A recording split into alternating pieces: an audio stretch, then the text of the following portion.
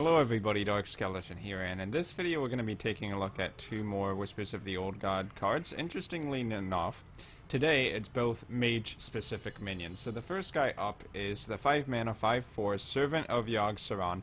Battlecry, cast a random spell that costs 5 or less, targets chosen randomly.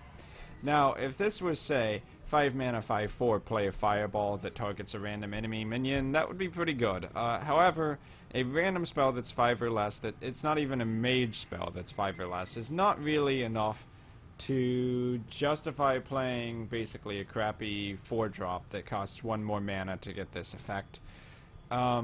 Yes, if you looked at the Yogg-Saron simulator, and I recommend going and checking my channel to get the link for that, Yogg-Saron simulator, then you would know that these random spells typically are going to benefit you because they play it on your side. So if it's a secret for you. If it's like a flame strike, it's a flame strike for you. It hits your opponent's field, so on and so forth. And there are, of course, going to be some circumstances, especially with targeted spells, like Fireball, where it hits your own minion. And that's not good. A 5 mana 5/4, blow itself up. Wow, great. A great value, Blizzard. The problem is, I think this card is just too unreliable, and the stats aren't even that impressive. If it was a 5/5, even then, it would be kind of sketchy, because a 5/5 is just what you expect from a 5-drop, and this just has even worse stats. The effect isn't even that good. I'd rather play Lothab over a card like this, I think, in most cases. So yeah, pretty weak. Yeah, it has some kind of weird interaction with Yogg-Saron, where Yogg-Saron will get an extra spell, but do you really want to go to such lengths for Yogg-Saron Simulator, where you just want to play as many spells as you can, and you don't care what spells they are, if it blows your own field up, and that's your strategy for winning the game, a 30-spell Yogg-Saron? Go ahead, try it. I don't think that crap is going to work. So, yeah, I think I'll pass on this one. It's, not too fantastic. I guess it's okay for Arena, sorta, but not on the top tier list. Doesn't beat Ethereal Conjurer, not by a long shot. Okay, that was the wrong image. Faceless Summoner.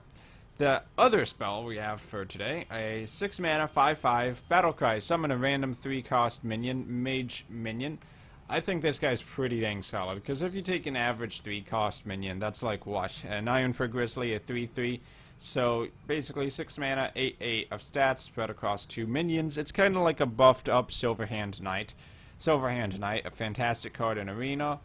But 2 extra stats, 4 extra stats, 2 extra health, 2 extra attack on average for 1 more mana. I think that's enough stats to say, hey, this is just a pretty good value card.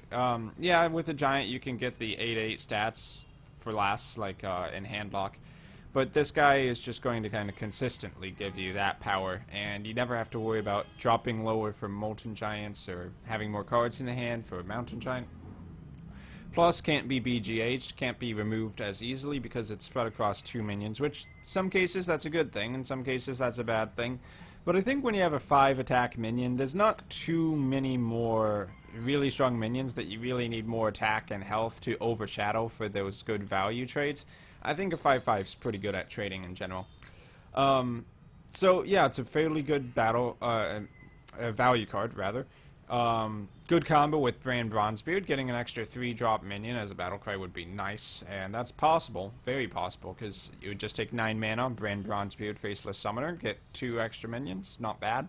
I think this card is going to see some play, especially in kind of value mage decks. Seems like mages are getting a ton of cards that really just make it so if you want to go for that greedy value, you can basically get so much value that not even a Fatigue Warrior can stop you. That said, Echo Medivh's no longer there, but I think that these new cards more than make up for it. In any case, that's going to be it for today. Faceless Summoner, definitely better than Servant of Yogg-Saron. I don't think there's much of a question about that. So I've been Dark Skeleton. Thanks for watching, and I'll see you guys in my next video.